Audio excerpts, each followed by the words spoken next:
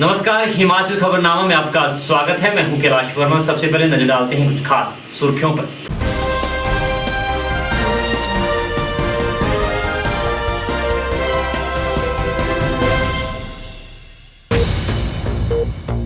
राज्यपाल राजेंद्र विश्वनाथ आर्लेकर और मुख्यमंत्री जयराम ठाकुर ने प्रदेशवासियों को दी शिवरात्रि की शुभकामनाएं।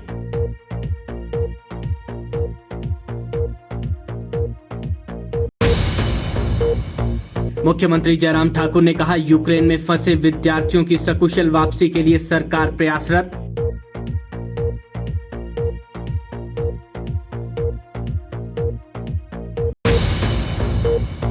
शिक्षा मंत्री गोविंद सिंह ठाकुर ने कहा, किसी भी राष्ट्र की मजबूती और सामर्थ्य के लिए विज्ञान के प्रति जागरूक होना आवश्यक।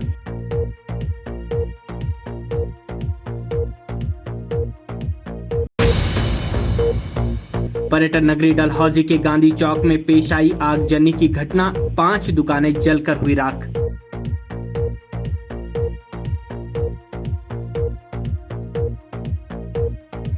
सुर्खियों के बाद अब खबरें विस्तार से।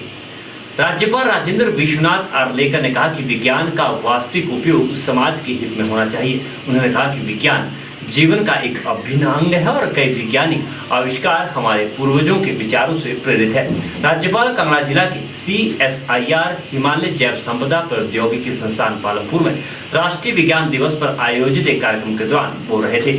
उन्होंने संतोष व्यक्त करते हुए कहा कि CSIR IHBT में अनुसंधान कार्य समाज के हित में किया जा रहा है और अधिकांश शोध कृषि कल्याण के लिए समर्पित है। उन्होंने कहा कि वैज्ञानिक खोज से समाज को लाभ होना चाहिए और यही हर वैज्ञानिक का लक्ष्य होना चाहिए। राज्यपाल राजेंद्र विश्वनाथ आर्लेकर और मुख्यमंत्री जयराम ठाकुर ने प्रदेश के लोगों को शिवरात्रि पर्व की शुभकामनाएं दी है। राज्यपाल ने अपने संदेश में कहा कि हिमाचल प्रदेश को देवभूमि के नाम से जाना जाता है और शिवरात्रि हिमाचल प्रदेश में मनाए जाने वाले मुख्य पर्वों में से एक है। उन्होंने आशा व्यक्त की कि शिवरात्रि का यह पावन अवसर लोगों के जीवन में खुशहाली और प्रसन्नता लाएगा। वहीं मुख्यमंत्री ने अपने बधाई संदेश में कहा कि प्रदेश के लोग प्राचीन काल से ही पारंपरिक उल्लास के साथ शिवरात्रि का पर्व मनाते आ रहे हैं। उन्होंने कामना की कि शिवरात्रि का त्योहार आपसी भाईचारे को सुदृढ़ कर प्रदेश के लोगों के जीवन में नई उमंग और उत्साह का संचार करने में सहायक सिद्ध होगा। यूक्रेन में फंसे विद्यार्थियों की सकुशल स्वदेश वापसी के लिए राज्य सरकार हर संभव प्रयास कर रही है। यह बात मुख्यमंत्री जयराम ठाकुर ने शिमला से रूस यूक्रेन संघर्ष के बाद यूक्रेन में फंसे विद्यार्थियों और उनके माता पिता और यूक्रेन में भारत लौटे विद्यार्थियों के साथ वर्चुअल माध्यम से बातचीत करते हुए कही। मुख्यमंत्री ने यूक्रेन में फंसे विद्यार्थियों को यूक्रेन में भारतीय दूतावास के दिशा निर्देशों का सख्ती से पालन करने का परामर्श दिया। उन्होंने कहा कि छात्र दूतावास के अधिकारियों और अपने अपने संस्थानों के प्रबंधन से परामर्श के बाद ही स्थान छोड़े। उन्होंने कहा कि राज्य सरकार विद्यार्थियों की सुरक्षा को लेकर चिंतित है और उनकी सकुशल वापसी के लिए हर संभव प्रयास कर रही है। सर, डिस्ट्रिक्ट ऊना हिमाचल से। अच्छा, डिस्ट्रिक्ट ऊना से। ठीक है बेटे, आप हिम्मत रखिए, कोशिश कर रहे हैं। जैसे आप सुन ही रहे हैं, जैसे मैं बार बार कह रहा हूँ कि बेहतर कोऑर्डिनेशन के लिए और आप जहां हैं वहां आपको कठिनाई ना हो, परेशानी ना हो, इस बात के लिए हमारे प्रधानमंत्री जी ने आज 4 मंत्रियों की ड्यूटी भी लगाई है। ऑफिसर्स की अलग से टीमें भी भेजी हैं ताकि कोऑर्डिनेशन के लिए वहां पर आप लोगों के लिए मदद कर सकें। जैसे भी हो, जहां से भी हो, जब भी हो, रास्ता निकल आए जहां से आपको निकाला जा सके और देश में वापस पहुंचा सके, घर में वापस पहुंचा सके। और मैं उम्मीद करता हूं कि आप सब लोग सुरक्षित रहेंगे। हम ईश्वर से देवी देवताओं से प्रार्थना करते हैं कि सब ठीक हो। Thank you sir. सैन्य शक्ति तकनीक से लैस आधुनिक सशस्त्र हमें किसी भी चुनौती से निपटने में सक्षम बनाते हैं और किसी भी राष्ट्र की मजबूती और सामर्थ्य के लिए विज्ञान के प्रति जागरूक होना बेहद आवश्यक है। यह विचार शिक्षा मंत्री गोविंद सिंह ठाकुर ने हिमाचल प्रदेश विज्ञान प्रौद्योगिकी और पर्यावरण परिषद द्वारा राष्ट्रीय विज्ञान दिवस के उपलक्ष्य में गेयटी थिएटर में आयोजित कार्यक्रम की अध्यक्षता करते हुए व्यक्त किए। उन्हें बताया कि केंद्र सरकार द्वारा युवाओं को विज्ञान की तरफ आकर्षित करने के उद्देश्य से इंस्पायर योजना शुरू की गई है, जिसके अंतर्गत विज्ञान एवं प्रौद्योगिकी विभाग द्वारा छात्रों को 80,000 की छात्रवृत्ति प्रदान की जाती है। शिक्षा मंत्री गोविंद सिंह ठाकुर ने कहा कि प्रसिद्ध भौतिक विज्ञानी सर CV रमन द्वारा रमन प्रभाव की खोज के उपलक्ष्य में भारत में राष्ट्रीय विज्ञान दिवस मनाया जाता है। उन्होंने कहा कि रमन प्रभाव का गौरव भारत की युवा पीढ़ी के लिए विज्ञान और अनुसंधान के क्षेत्र में योगदान करने के लिए एक मजबूत प्रेरक शक्ति है। उन्होंने बताया कि प्रदेश में विद्यार्थियों में विज्ञान विषय के प्रति रुचि बढ़ाने और युवा वर्ग में वैज्ञानिक दृष्टिकोण विकसित करने के लिए विद्यालय स्तर पर विज्ञान मेलों का आयोजन और अन्य वैज्ञानिक प्रक्रियाओं पर आधारित कार्यक्रम का आयोजन प्रमुखता के साथ किया जा रहा है। उन्होंने कहा कि हिमाचल प्रदेश विज्ञान एवं प्रौद्योगिकी पर्यावरण परिषद और प्रदेश की युवा विज्ञान पुरस्कार योजना से हिमाचल प्रदेश स्कूल शिक्षा बोर्ड के जमा 2 कक्षा में प्रथम 10 स्थानों में छात्र एवं छात्राओं को उन्होंने सम्मानित किया। इस योजना में प्रथम स्थान पर रहे छात्र को 1 लाख, द्वितीय स्थान पर रहे छात्र को 90,000 और तृतीय स्थान पर रहे छात्र को 80,000 एवं इसी क्रम में 10वें स्थान पर रहे छात्र को 10,000 प्रोत्साहन राशि प्रदान की गई। इस अवसर पर उन्होंने विज्ञान प्रौद्योगिकी एवं नवाचार नीति और अनुसंधान और विकास परियोजनाओं पर सार संग्रह का विमोचन किया। जो पहली कैटेगरी में बच्चे आते हैं उनको 1 लाख रुपए दिया गया, दूसरे को 90,000, फिर 80,000 और आखिर जो 10 में उनको 10,000 पे एक बहुत अच्छी राशि युवा वैज्ञानिकों को प्रोत्साहन के लिए दी गई है। और आज 46 लाख रुपया जो है इस साइंस एंड टेक्नोलॉजी और हिमकोस्टे के माध्यम से इन बच्चों को दिया गया है। और जहाँ तक है कि बच्चे हर क्षेत्र के बच्चे थे, उसमें निजी स्कूल के बच्चे भी और सरकारी स्कूल के बच्चे भी हैं, लेकिन बच्चे तो सभी अपने हैं, वो चाहे सरकारी क्षेत्र में चाहे निजी क्षेत्र के बच्चे हैं। तो लेकिन मुझे लगता है कि तब भी तुलनात्मक दृष्टि से आपका जो प्रश्न है कि उसमें सरकारी स्कूल के बच्चे कुछ कम थे, तो निश्चित रूप से उसमें और अधिक ध्यान देने की आवश्यकता है ताकि वहाँ के बच्चे भी हमारे इस प्रकार की प्रतियोगिता में और अच्छे तरीके से आ सकें। और इसके बिंदु तो खैर मैंने अध्ययन नहीं किए हैं, लेकिन साइंस एंड टेक्नोलॉजी और पॉलिसी जो आज यहाँ पर लॉन्च की गई है बहुत महत्वपूर्ण है। और मुझे लगता है कि देश के बहुत कम राज्य ऐसे जिनकी अपनी ऐसी पॉलिसी बनी है जो हिमाचल प्रदेश की सरकार ने आज लॉन्च की है। पूर्व मंत्री व कांग्रेस विधायक रामलाल ठाकुर ने आरोप लगाया कि प्रदेश सरकार के संरक्षण में लोक निर्माण व जल शक्ति विभाग में पैसे लेकर नियुक्तियां की जा रही है और नकारा लोगों को इन महत्वपूर्ण विभागों में बड़े ओहदों पर बिठाया जा रहा है। इसकी उच्च स्तरीय जांच होनी चाहिए। उन्होंने श्री नैना देवी विधानसभा की चर्चा करते हुए कहा कि बरसात के दौरान सड़कों की मुरम्मत के लिए दिए गए ठेकों की भी जाँच होनी चाहिए, क्योंकि इस कार्य में भी बड़े स्तर पर घोटाले किए गए हैं।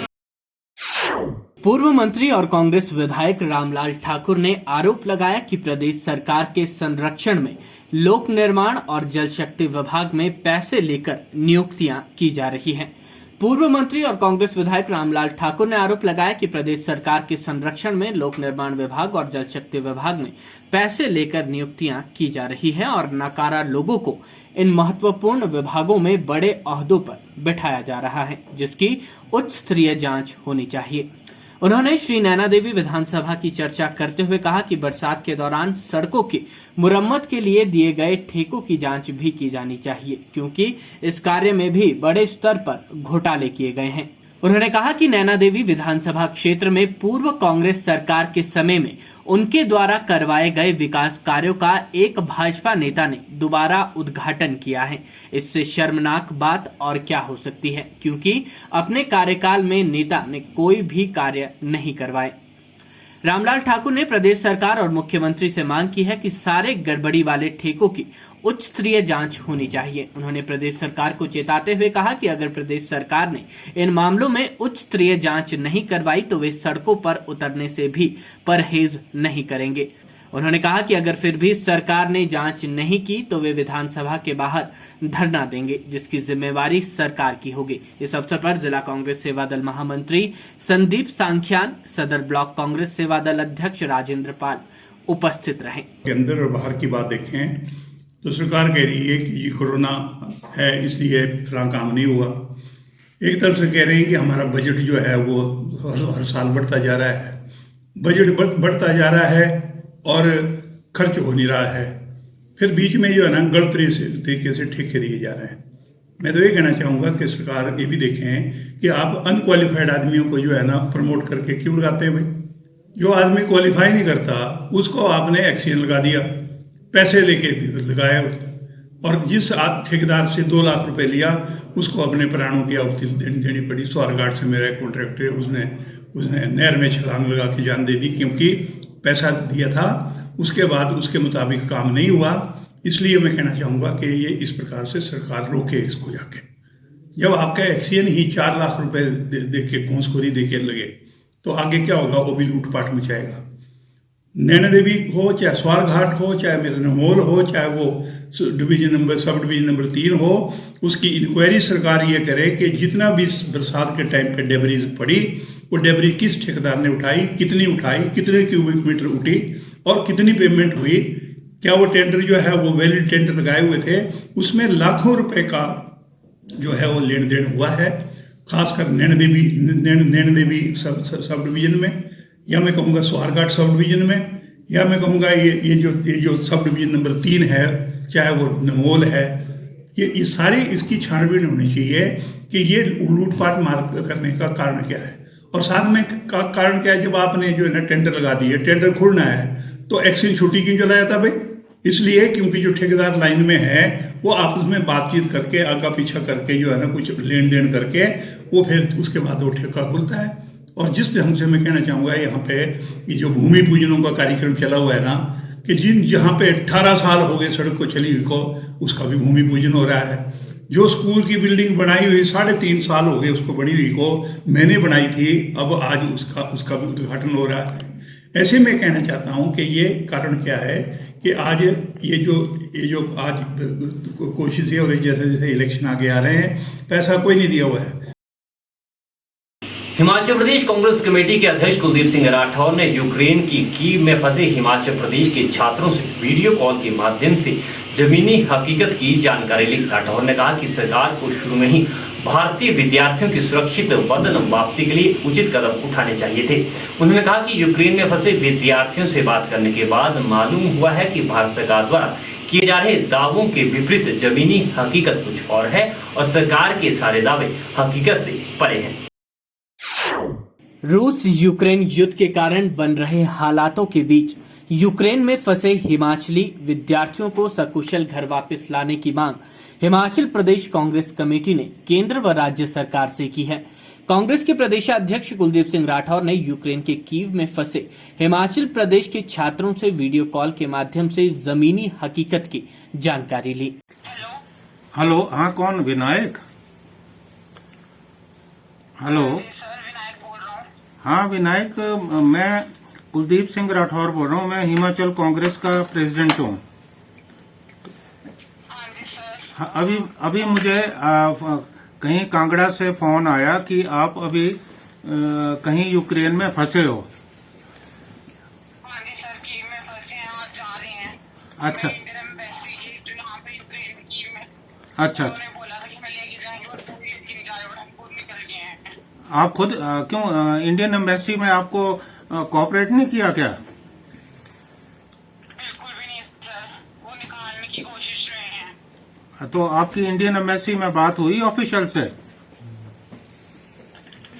सर, कल रात को तो बहुत हुई थी, कोई नहीं। उन्होंने बोला था कि हमें यहाँ के ट्रेन स्टेशन तक हमें ट्रक्स देंगे, उन्होंने ट्रक्स तक भी नहीं किया। तो आप जा रहे हैं 6 किलोमीटर। तो आप कैसे निकल रहे हो? By walking 6 kilometre. By walking 6 kilometre. कितने बच्चे हैं? और सर वो बहुत बच्चे, मेरा एक ग्रुप है 6 जनों का। अच्छा, उसमें हिमाचल के भी होंगे ना? हाँ जी सर, एक श्रेया भी है हिमाचल की, अच्छा, एक लड़की भी है। उसकी न्यूज आई थी। तो आप फिर कैसे पैदल? 3 लड़के हैं। 3 लड़के 3 लड़कियां। तो आप फिर पैदल कहाँ पे जाओगे? हम पैदल सर वहाँ जाएंगे, क्या बोलते हैं, ट्रेन स्टेशन। अच्छा, ट्रेन स्टेशन। तो आपकी फ्लाइट्स वगैरह हुई हैं क्या? नहीं सर, बॉर्डर की तरफ जा रहे हैं सर। ओहो। तो क्या, मुझे ये बताओ विनायक, क्या हेल्प कर सकते हैं हम? आप बताओ। सर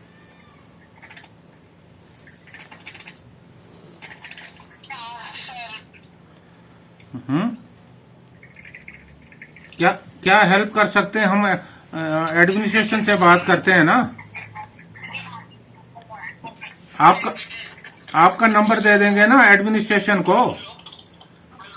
हम हिमाचल गवर्नमेंट के जो ऑफिशियल्स हैं उनसे बात करते हैं।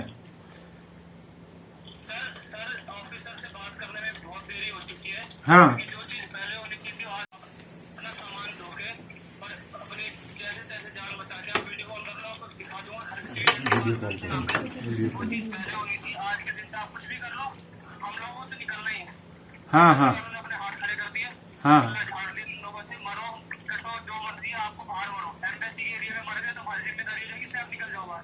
ये किसने, एम्बेसी वालों ने कहा आपको? हाँ जी, उन्होंने ये नहीं बोला हमारा, बट उन्होंने बोला आपके पास अपॉर्चुनिटी है, हाँ। हम लोग आपको केवल रेलवे स्टेशन तक पहुंचा सकते हैं, इसके आगे आपकी जिम्मेदारी है बॉर्डर तक पहुंचने की। ना उन्होंने कोई ऑफिशियल जारी किया है, हाँ। ना कुछ बोला उन्होंने। ओहो, वेरी सैड बेटा। अब वी आर ऑल्सो हेल्पलेस इस। कर सकते हो सर। चल अगर आप कुछ कर सकते हो तो बस ये न्यूज में चला दो या किसी जो बड़े मंत्री तक पहुंच सके, कहीं तक पहुंच सके, इतना कर दो, बाकी हम लोग तो यहाँ पे सामने रहे। चलो कोई नहीं, मैं बात करता हूँ। मैं जो ऑफिशियल है हिमाचल के चीफ सेक्रेटरी हैं वहां तक भी बात लाता हूँ आप लोगों की, है ना? मैं लाता हूँ। सर जहाँ तक फैला सकते हो, क्योंकि अब हमको देखो जान पे हथेली पे रख के निकल लिए हैं। हाँ हाँ ठीक हाँ है, अब हमारा नहीं पता आगे पीछे का। सबके पास आप वीडियो कॉल कर लो, सब लेके खड़े ना। ओ। लेकिन आप एटलीस्ट उन तक आवाज पहुंचा दो ताकि और बच्चे जो है यहाँ पे फंसे हो उनको ये न करें। मैं वीडियो कॉल दिक्कत हो और कर रहा हूँ आपको, है ना? वीडियो कॉल कर रहा हूँ। हाँ जी, 1 मिनट। हाँ जी। ओके, वीडियो कॉल करते हैं। वीडियो कॉल पर कीव से हिमाचल प्रदेश के कांगड़ा जिले के छात्र विनायक और अन्य 6 विद्यार्थियों जिनमें 3 लड़कियां भी हैं, उन्होंने कहा कि हम अपने रिस्क पर कीव से बाहर निकल रहे हैं। उन्होंने कहा कि भारतीय दूतावास ने ये कहते हुए पल्ला झाड़ दिया कि हम केवल आपको रेलवे स्टेशन तक पहुंचा सकते हैं। कुलदीप सिंह राठौर ने जब इन विद्यार्थियों से पूछा कि आपको किस प्रकार की मदद की जरूरत चाहिए, तो इन विद्यार्थियों ने हताश होते हुए सरकार की व्यवस्था के प्रति अपनी नाराजगी प्रकट करते हुए कहा कि अब बहुत देर हो चुकी है। इन विद्यार्थियों ने कहा कि यदि भारत सरकार ने समय रहते उचित कदम नहीं उठाए तो आज हमें इतनी मुश्किलों का सामना नहीं करना पड़ता। इन विद्यार्थियों से वीडियो कॉल पर बात करते हुए कांग्रेस अध्यक्ष ने कहा कि विद्यार्थी किस प्रकार डर के साए में कीव की सड़कों पर पैदल चलकर वतन वापसी के लिए संघर्ष कर रहे हैं, ये बेहद ही पीड़ादायक है। इन विद्यार्थियों ने प्रदेश कांग्रेस अध्यक्ष के समक्ष गुहार लगाते हुए कहा कि यूक्रेन में फंसे भारतीय छात्रों की सकुशल वतन वापसी के लिए केंद्र व हिमाचल सरकार तक उनकी आवाज पहुंचाई जाए। देखिए, अब बात सही है, लेकिन हम तो सरकार के नोटिस में ला सकते हैं। लेकिन जिस तरह से अभी मेरी बात इन बच्चों से हुई, तो एम्बेसी की तरफ से इन्हें कोई ज़्यादा कोऑपरेशन नहीं मिल रहा है, क्योंकि साफ तौर पे इन्हें ये कहा गया कि हमारी जिम्मेवारी आपको रेलवे स्टेशन तक पहुंचाने की है, उससे आगे हमारी कोई जिम्मेवारी नहीं। देखिए, सरकार को चाहिए था कि पहले से ही एहतियाती कदम उठाते। अब जो छात्र ऐसी जगह है जहां अभी वॉर नहीं हो रही है, वहां से वो निकल गए हैं या निकल रहे हैं, उनको कोई समस्या नहीं है। लेकिन सबसे ज्यादा समस्या उन क्षेत्रों में हो रही जहां अभी युद्ध चल रहा है। कीव में तो युद्ध चल रहा है।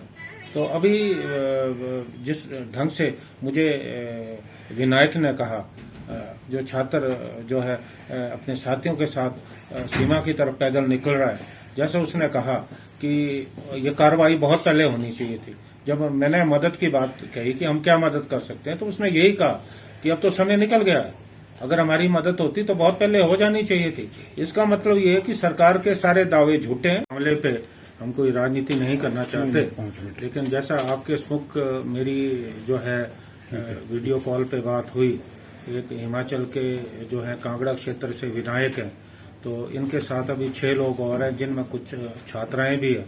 तो इन्होंने, जैसा आपके सामने मैंने बात की, इन्होंने मुझे कहा कि इंडियन एम्बेसी ने इन्हें कहा कि हमारी जिम्मेवारी कोई नहीं है, आपको हम रेलवे स्टेशन तक पहुंचा देते हैं, उसके आगे हमारी कोई जिम्मेवारी नहीं है। तो ये जो बच्चे हैं ये खुद पैदल चल रहे हैं, और जैसा कि वीडियो कॉल के जरिए भी आप लोगों ने भी देखा कि जगह जगह पे जो है गन्स लेकर जो है आर्मी के लोग खड़े हैं।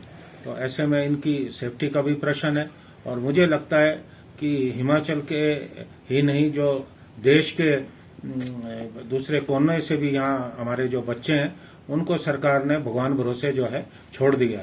तो सरकार दावे तो बहुत करी है, हालांकि ठीक है कुछ लोग आए भी हैं।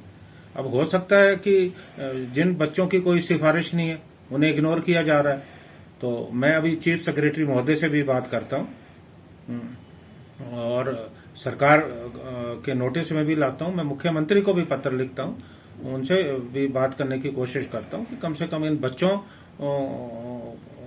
जो हिमाचल के बच्चे हैं उनको जो है एम्बेसी का पूरा कॉपरेशन मिलना चाहिए और उन्हें सही सलामत जो है आज देश में लाने की जरूरत है। विश्व हिंदू परिषद ने गत 20 फरवरी को कर्नाटक के बजरंग दल कार्यकर्ता हर्ष की मौत से जुड़े मामले की निष्पक्ष जांच की मांग की है। इसको लेकर विश्व हिंदू परिषद के कार्यकर्ताओं ने बिलासपुर में उपायुक्त पंकज राय के माध्यम से राष्ट्रपति को ज्ञापन सौंपा। राजधानी शिमला में भी विश्व हिंदू परिषद ने उपायुक्त के जरिए राष्ट्रपति को ज्ञापन सौंपकर केंद्र सरकार से हर्ष की मौत के आरोपियों को फांसी देने की मांग की है। विश्व हिंदू परिषद ने बिलासपुर में प्रांत सहमंत्री तुषार डोगरा की अगुवाई में गत फरवरी को कर्नाटक के बजरंग कार्यकर्ता हर्ष की मौत के मुद्दे पर शहीद स्मारक के पीएफआई का पुतला जलाया। इस अवसर पर विहिप कार्यकर्ताओं ने शहीद स्मारक से लेकर उपायुक्त कार्यालय तक रैली भी निकाली। इसके बाद उपायुक्त पंकज राय के माध्यम से राष्ट्रपति को ज्ञापन सौंपकर केंद्र सरकार से हर्ष की मौत के आरोपियों को फांसी देने की मांग की। इस मौके पर विश्व हिंदू परिषद के प्रांत सहमंत्री और अधिवक्ता तुषार डोगरा ने कहा कि कर्नाटक के बजरंग कार्यकर्ता हर्ष की मौत से पूरा देश आहत है। उन्होंने आरोप लगाया कि पीएफआई के गुंडों द्वारा हर्ष की हत्या केवल इसलिए कर दी गई क्योंकि उसने हिजाब के विरोध में सोशल मीडिया पर पोस्ट शेयर की थी। उसे लगातार जान से मारने की धमकियां दी जा रही थी। उन्होंने कहा कि इससे पहले भी कई बार विशेष समुदाय की भीड़ द्वारा आरएसएस व बजरंग दल सहित अन्य संगठनों के निर्दोष कार्यकर्ताओं की हत्या की गई है। उन्होंने केंद्र सरकार से पूरे देश में पीएफआई अर्थात पॉपुलर फ्रंट ऑफ इंडिया जैसे आतंकी संगठनों की गतिविधियों पर संपूर्ण रूप से प्रतिबंध लगाने की मांग की ताकि भविष्य में कोई भी हिंसक घटना घटित न हो सके। उन्होंने राष्ट्रपति से मांग करते हुए इस मामले में हस्तक्षेप कर केंद्र व राज्य सरकार को उचित निर्देश देने की मांग की ताकि हर्ष के परिजनों को न्याय मिल सके। इस अवसर पर कैप्टन विजय पाल व इंद्र सिंह डोगरा सहित काफी संख्या में विश्व हिंदू परिषद कार्यकर्ता मौजूद रहे। हिमाचल प्रदेश इकाई ने आज 28 फरवरी 2022 के अंदर पूर्ण हिमाचल प्रदेश के अंदर पीएफआई और इस्लामिक जिहाद के पुतले फूंकने का कार्यक्रम तय किया था। इसी सिलसिला में बिलासपुर जिला का एक कार्यक्रम यहाँ पर किया गया। राष्ट्रपति महामहिम राष्ट्रपति को डिप्टी कमिश्नर के माध्यम से ज्ञापन प्रेषित किया जाएगा कि पीएफआई जो पॉपुलर फ्रंट ऑफ इंडिया है, जिसने अभी हाल ही के अंदर कर्नाटक में बजरंग दल के कार्यकर्ता हर्षा की निर्मम हत्या की गई, उसके विरोध के अंदर हम मांग करते हैं कि पीएफआई को पूर्ण प्रतिबंध किया जाए। उसके उपरांत जो दोषी हैं जिन्हें गिरफ्तार किया गया उन्हें कैपिटल पनिशमेंट यानी फांसी की सजा होनी चाहिए ताकि इस प्रकार की इस्लामिक जिहाद की गतिविधियों को अंजाम दिया जा सके। हिंसा का किसी प्रकार का कोई भी मान्य किसी भी संगठन की विचारधारा के अंतर्गत नहीं है, लेकिन पीएफआई कर्नाटक के नहीं, चाहे तेलंगाना की बात करें, हैदराबाद की बात करें या देश के विभिन्न केंद्रों की बात करें तो बजरंग दल और विश्व हिंदू परिषद राष्ट्रीय स्वयंसेवक संघ के स्वयंसेवकों के आए दिन मर्डर और आपराधिक घटनाओं की वारदात आती रही है। हम मांग करते हैं कि पीएफआई को तुरंत बैन किया जाए, केंद्र सरकार इसके ऊपर पूर्णतः लगाम लगाए। ऐसी मांग विश्व हिंदू परिषद आज महामहिम राष्ट्रपति महोदय को ज्ञापन प्रेषित कर करेगी। वहीं शिमला में भी विश्व हिंदू परिषद के पदाधिकारियों एवं कार्यकर्ताओं ने इस मामले को लेकर उपायुक्त आदित्य नेगी के माध्यम से राष्ट्रपति को ज्ञापन सौंपकर केंद्र सरकार से हर्ष की मौत के आरोपियों को फांसी देने की मांग की। मीडिया से मुखातिब होते हुए विश्व हिंदू परिषद के कार्यकर्ताओं ने इस विषय पर प्रकाश डाला। आज हम जो यहाँ आए हैं, एक हिंदू कार्यकर्ता जिसने सोशल मीडिया पर जो कर्नाटक में एक नया ड्रामा इन्होंने शुरू किया हिजाब पहनकर विद्यालयों में आने का, उसके विरोध में एक पोस्ट उसने डाली हर्षा नाम के व्यक्ति ने, और केवल उस पोस्ट के को लेकर उस कार्यकर्ता की नृशंस हत्या कर दी गई वहाँ पर। हम आज महामहिम जी के नाम, राष्ट्रपति जी के नाम एक ज्ञापन सौंपने जा रहे हैं उपायुक्त महोदय को, कि इस प्रकार की मानसिकता, कभी कमलेश तिवारी की हत्या होती है, कभी गुजरात में कोई हत्या होती है, जो भी कोई हिंदू हित की बात करता है उसको उसकी हत्या कर देते हैं। ये एक इस प्रकार का जो एक कार्यक्रम इन्होंने जिहाद का ये चला रखा है, इसके विरोध में हम आज ये ज्ञापन देने जा रहे हैं। हम इसकी कड़ी भर्त्सना करते हैं और सरकार से, महामहिम से ये मांग करते हैं कि इस प्रकार की जिहादी मानसिकता वालों को तुरंत फांसी की सज़ा दी जाए।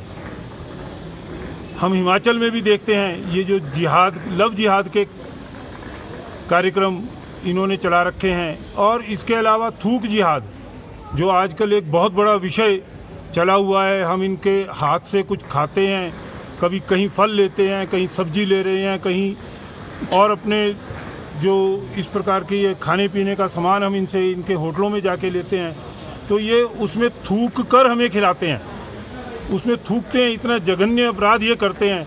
पर हमारी सरकार से मांग है कि इस प्रकार के मानसिकता वालों को, जिहादी मानसिकता वालों को तुरंत गिरफ्तार किया जाए और उन पर कड़ी से कड़ी कार्रवाई की जाए। विश्व हिंदू परिषद, बजरंग दल इसका जो है अन्यथा बहुत कड़ा विरोध करेगा। आजादी का अमृत महोत्सव के तहत देश भर में विभिन्न कार्यक्रमों का आयोजन किया जा रहा है। इसी के चलते राजधानी शिमला में क्षेत्रीय पासपोर्ट कार्यालय की ओर से आजादी के अमृत महोत्सव के तहत सांस्कृतिक संध्या का आयोजन किया गया। कार्यक्रम में chief post master general Meera Ranjan ने बतौर मुख्य अतिथि शिरकत की। कार्यक्रम के दौरान कलाकारों ने विभिन्न रंगारंग और सांस्कृतिक प्रस्तुतियां भी पेश की। आजादी के अमृत महोत्सव के तहत देश भर में विभिन्न कार्यक्रमों का आयोजन किया जा रहा है। राजधानी शिमला में क्षेत्रीय पासपोर्ट कार्यालय शिमला की ओर से आजादी के अमृत महोत्सव के तहत सप्ताह भर विभिन्न कार्यक्रमों का आयोजन किया गया, जिसमें चित्रकला प्रतियोगिता, प्रश्नोत्तरी प्रतियोगिता, पासपोर्ट जागरूकता दिवस, पदयात्रा, पौधारोपण कार्यक्रम, पासपोर्ट अदालत और सांस्कृतिक संध्या का आयोजन किया गया। सांस्कृतिक संध्या में chief post master general Meera Ranjan Tshering ने बतौर मुख्य अतिथि और केंद्रीय लोक निर्माण विभाग के अधीक्षण अभियंता देवेंद्र प्रकाश ने बतौर विशेष अतिथि शिरकत की। कार्यक्रम के दौरान विभिन्न रंगारंग प्रस्तुतियां भी देखने को मिली।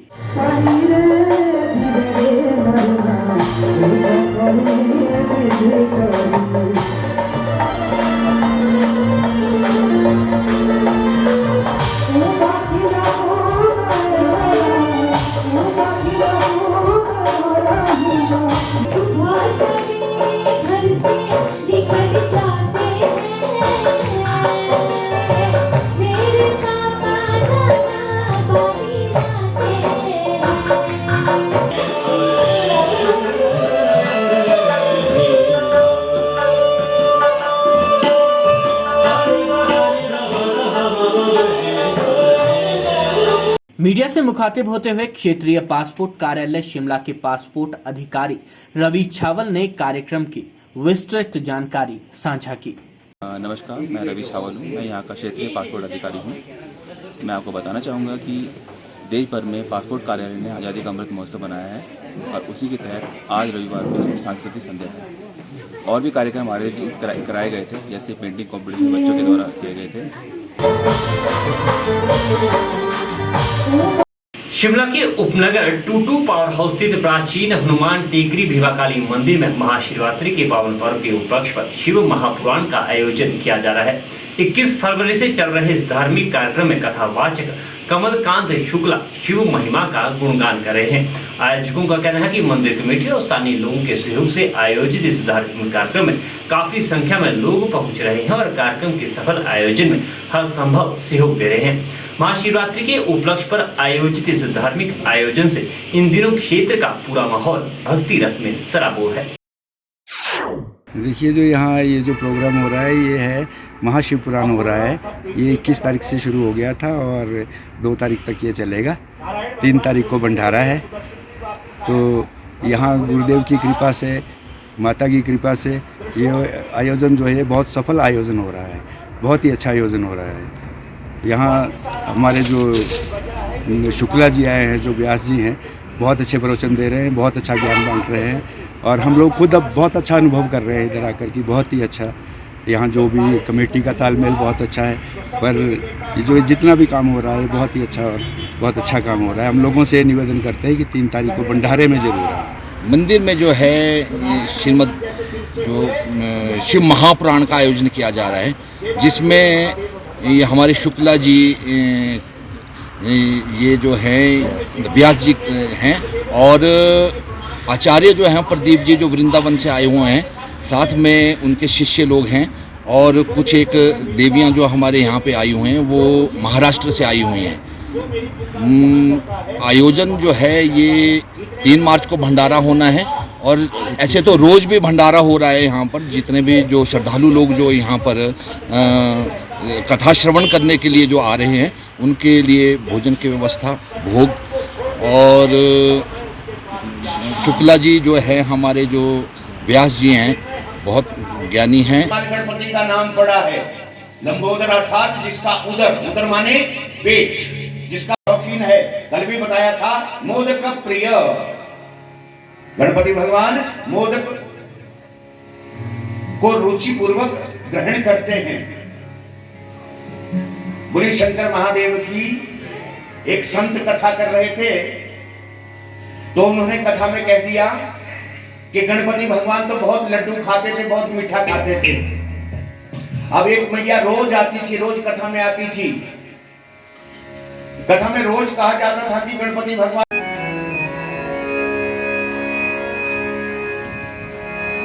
हरि चरणा चितलाना ओ मानवा हरि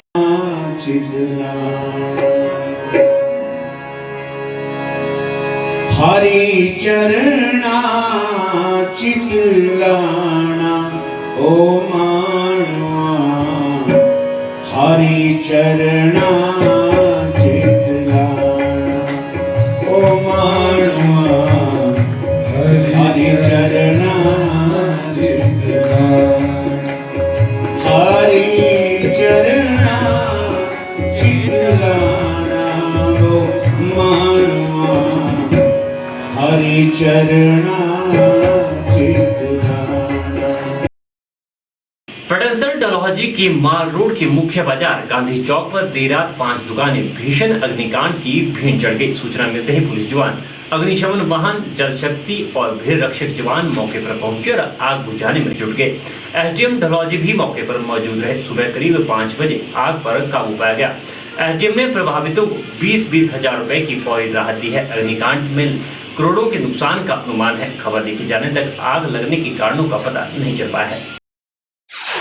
पर्यटन नगरी डलहौजी के गांधी चौक के माल रोड के मुख्य बाजार में सोमवार सुबह करीब 3 बजे अचानक आग लग गई, जिसने भयंकर तबाही मचाई।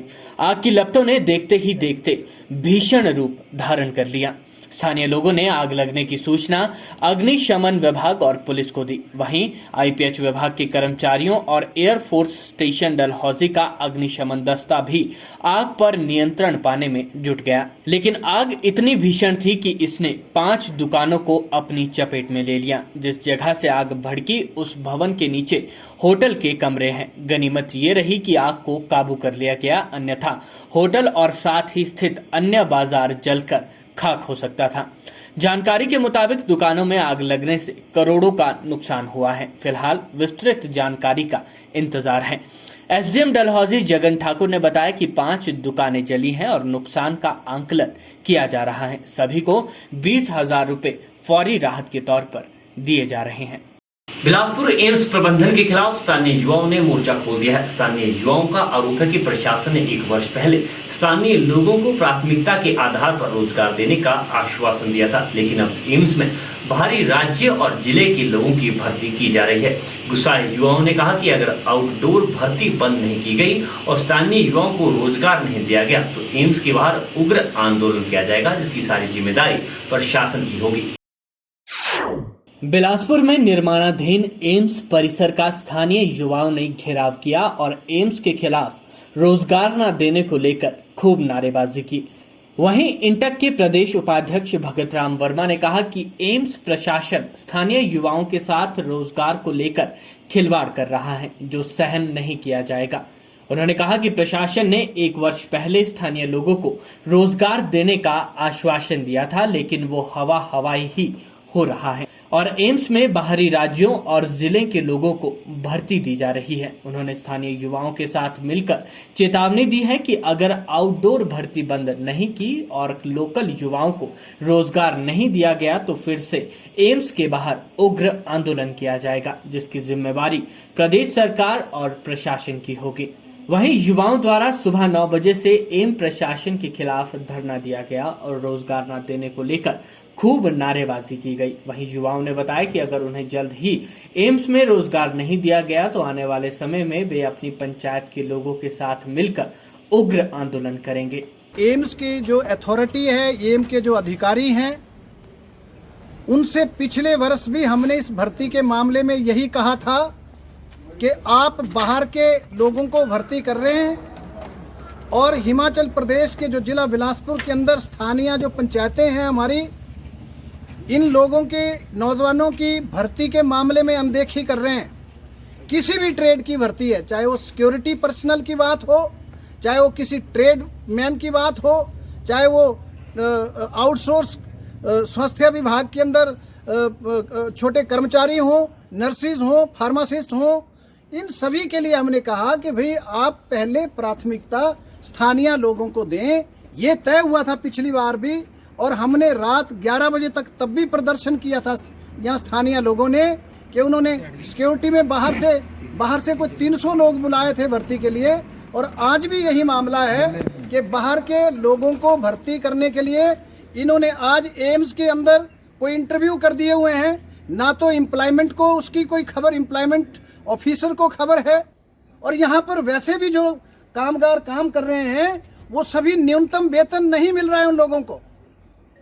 वो वेजिस के मामले में मिनिमम वेजिस एक्ट के तहत इतना बड़ा वायलेशन है कि जो पहले भी सिक्योरिटी के अंदर लोग लगे हैं उनको 12-12 हज़ार 13-13 हज़ार रुपया दिया जा रहा है, जबकि जो सेंट्रल गवर्नमेंट की सिक्योरिटी है उसमें प्रोविजन है कि वो 18,000 रुपए से उनकी शुरुआत होगी, उससे नीचे वो नहीं दे सकते हैं। और यहाँ पर ये सारा गोलमाल जो है, यहाँ पर जो यहाँ के जो अधिकारी बैठे हैं, यहाँ पर जो सिक्योरिटी और इन सिक्योरिटी के जो अधिकारी बैठे हैं, तो एम्स के अंदर ये उनकी मिली भगत से है, कोलिडेड विद द एम्स अथॉरिटी। और आज ये सिक्योरिटी का जो मामला, आज ये जो भर्ती का मामला है, इस पे सारे जितने भी यहाँ स्थानीय लोग हैं, पंचायत के यहाँ चुने हुए सदस्य हैं, उन सभी का यही विरोध है कि वो चोर दरवाजे से भर्ती ना करें, लोगों में बताएं, लोग उसके लिए अप्लाई करें और स्थानीय लोगों को प्राथमिकता दें, अन्यथा हम इनका घेराव करेंगे। और मैं डिप्टी कमिश्नर बिलासपुर से भी अभी बात करूंगा कि अगर इनका रवैया ऐसा ही रहा है तो हमारा यहाँ पर परमानेंट सारे लोग जो है स्थानीय लोग यहाँ पर परमानेंट पिकेटिंग करेंगे, धरना करेंगे, प्रदर्शन करेंगे। राजकीय केंद्र प्राथमिक पाठशाला अर्की में विद्यालय का सहारा समुदाय हमारा कार्यक्रम का आयोजन किया गया, जिसकी अध्यक्षता खंड प्रारंभिक शिक्षा अधिकारी अर्की श्यामलाल वर्मा द्वारा की गई। कार्यक्रम का शुभारंभ केंद्र प्रभारी भगत राम ठाकुर द्वारा स्वागत भाषण से किया गया। इस अवसर पर खंड शिक्षा अधिकारी अर्की श्यामलाल वर्मा ने कहा कि स्कूल समुदाय का होता है, इसलिए स्कूल विकसित करने व स्वामित्व की भावना समुदाय में होनी चाहिए। इस कार्यक्रम में खंड स्रोत समन्वयक द्वारा सरकार व विभाग द्वारा चलाई जा रही विभिन्न गतिविधियों की जानकारी दी गई और स्वास्थ्य पर्यवेक्षक चमनलाल द्वारा कोविड-19 से बचाव और सुरक्षा के बारे में जानकारी दी गई। केंद्र प्रभारी भगत राम ठाकुर ने कार्यक्रम की जानकारी देते हुए कहा कि स्कूल के बेहतरीन कार्य के लिए समुदाय की भागीदारी अहम है, क्योंकि स्कूल की बेहतरी के लिए समुदाय विभिन्न तरीकों से, जैसे शिक्षण कार्य में सहयोग, खेलों, सांस्कृतिक कार्यों में एवं सलाहकार के रूप में सहयोग और आर्थिक रूप से सहयोग कर सकता है। इसके लिए विभाग ने विद्याजुली पोर्टल भी बनाया है, जिसमें विद्यालय में सहयोग करने वाले लोगों का पंजीकरण किया जाएगा। कार्यक्रम में बच्चों ने सांस्कृतिक कार्यक्रम के साथ नुक्कड़ नाटक, कविता, भाषण, पेंटिंग, नारा लेखन के माध्यम से महामारी से बचाव और सुरक्षा पर सुंदर प्रस्तुतियां दी। इसके पश्चात बच्चों को पारितोषिक वितरण समारोह के दौरान सम्मानित भी किया गया।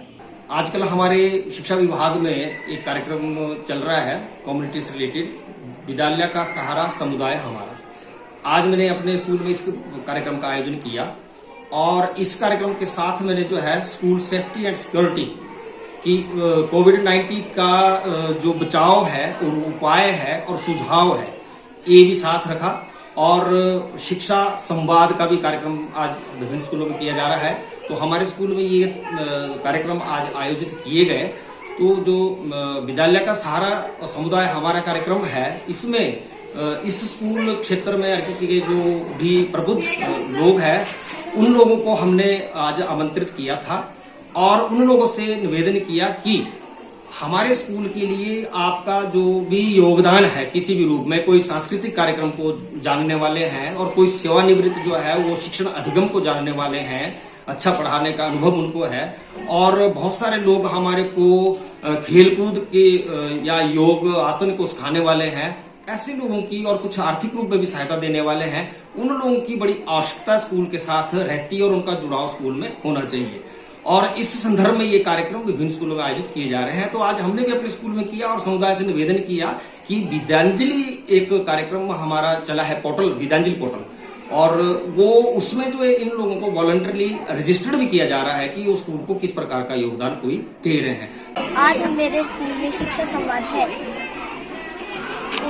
शिक्षा कोरोना के बाद यह पहला शिक्षा संवाद है। मुझे बहुत खुशी है। आज हमारे स्कूल में शिक्षा अभियान है और कुछ सालों के बाद, 2 सालों के बाद हमारा स्कूल खुला है। हमें खुशी हो रही है, हमारा स्कूल खुला है। हिमाचल खबरनामा के संग इतना ही। नमस्कार।